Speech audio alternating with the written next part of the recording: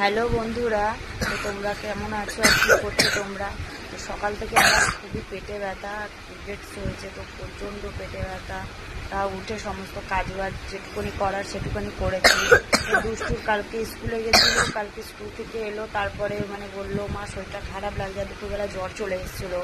তারপরে ওষুধ দিলাম, ঘুম থেকে উঠলো বিকেলে, তারপরে ওষুধ দিয়ে জ্বরটা কমে গেছিলো। আজকে স্কুলে গেল, স্কুল থেকে এসে বলছে মা শরীরটা খারাপ লাগছে। আর দুদিন ধরে সুইমিংটাও কামাই হয়ে গেছে, তো ভাবলাম আজকে তাহলে নিয়ে যাব।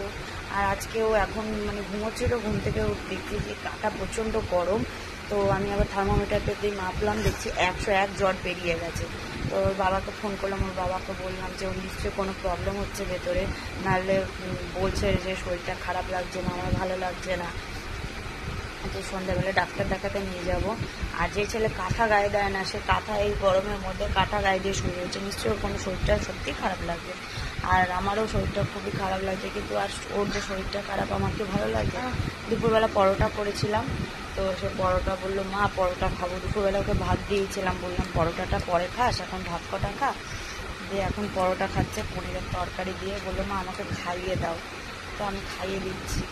আর এই দেখো আমার প্রচণ্ড পেটে ব্যথা হচ্ছিলো বলে তো এখানে বোতলে গরম জল নিয়েছিলাম একটু সেক দেবো বলে।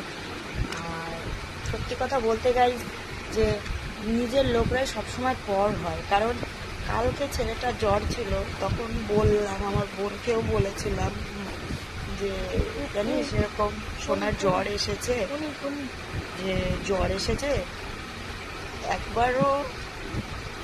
একবার আমার মাও ফোন করলো না, আমার বোনও একবারও ফোন করলো না যে একবার ফোন করে দেখি যে কেমন আছে, একটাবার খোঁজ নেয়। আর সত্যি বলতে না, আমি এই জিনিসটাই পারি না। যারা আমার সাথে বেইমান করে তাদের সাথে যে আমি উঠতে বেইমানি করব, ওই জিনিসটাই আমি পারি না।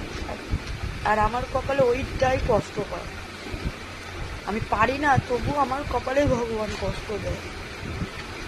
বলতে চাই না কথাগুলো, কিন্তু খুব খারাপ লাগে, যাদের জন্য এত কিছু করি আজ তারাই আমার থেকে দূরে চলে যাবে। একবার মানুষ খোঁজ নেয় যে হ্যাঁ সত্যি কেমন আছে, একবার খোঁজ নিই, নাতি একটা মাত্র নাতি, খোঁজ নিই বা কিছু, একবারও না। একবার ফোন করবে তাদের প্রয়োজন হলে ফোন করে।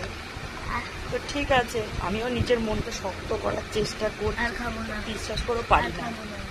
কেন বাবা, একটুখানি খাও। তো তোমরা আমার পাশে থেকো, প্লিজ সাপোর্ট করো সবাই। তো তোমাদের সাথে অনেক কিছু কথা আছে, অনেক কিছু বলবো, তোমরা প্লিজ পাশে থেকো।